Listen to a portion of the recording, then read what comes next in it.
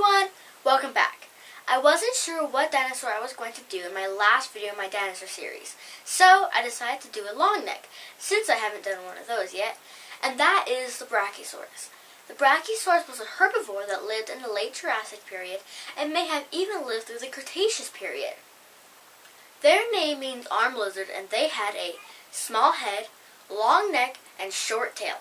Unlike other dinosaurs, the Brachiosaurus's front legs were longer than the back legs. It also had an enlarged bump on the top of its head that some paleontologists believe are where the nostrils were located.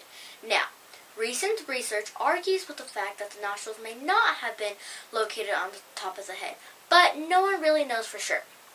However, along with the theory that the nostrils were located on the bump, also came another theory. Remember how the Spinosaurus was semi-aquatic? Well, the Brachiosaurus may have also been semi-aquatic according to some paleontologists. Again, though, no one really knows for sure. What do you think? While doing my research, the actual size of this dinosaur was all over the place, but all the websites do agree that the Brachiosaurus was one of the tallest and largest dinosaurs ever discovered. Their length has been estimated from as little as 60 feet to almost 80 feet long, and from 30 to about 45 feet tall, according to all the different websites.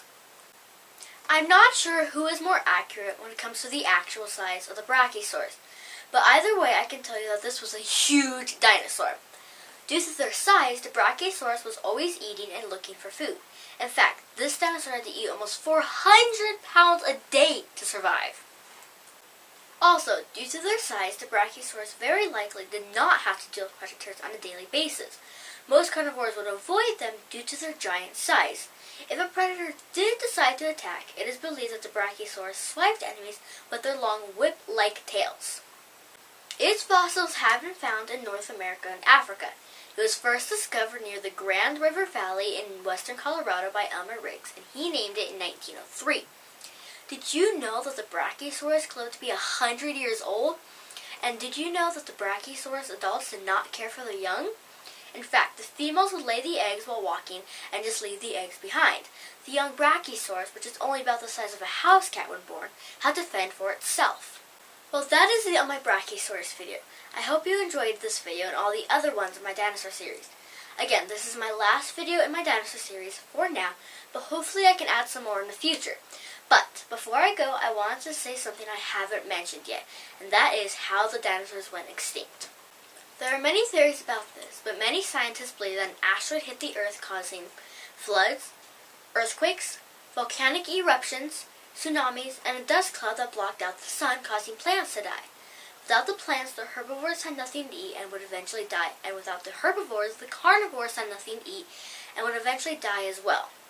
Speaking of asteroids, come back in 2 weeks to watch a new episode of my space series and learn about asteroids and meteors. Stay tuned for next week's video, which will be part of my baking series. I hope you enjoyed my dinosaur series and learned a lot. If you haven't had a chance to watch the others, head on over now to catch up.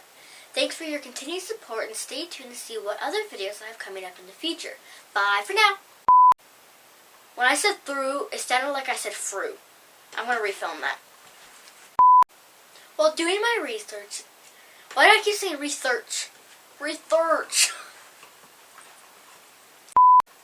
I'm not sure who is more accurate when it comes to the actual size of the Brachiosaurus. I tried to mix Brachiosaurus and Velociraptor. Why do I keep wanting to say Velociraptor? My Velociraptor was like 5 videos ago. Eat 400. It was first discovered in 1920. What in 1920 just randomly popped into my head? And without the carnivores, the herbivores had nothing to eat and would eventually die as well. I just mixed up herbivores and carnivores. Without the carnivores, the herbivores had nothing to eat. Since when did the herbivores need the carnivores?